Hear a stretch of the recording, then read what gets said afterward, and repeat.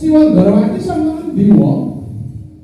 Saka sowan Pukulun Sang Hyang Wenang.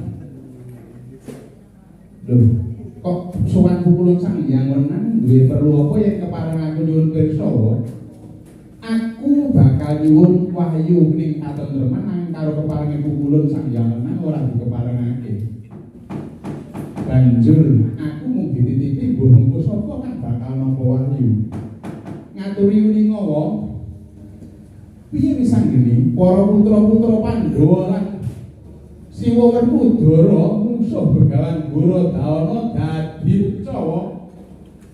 Begawan Gorodana dadake para putra Pandhawa dadi reca. Aja wedi tak bela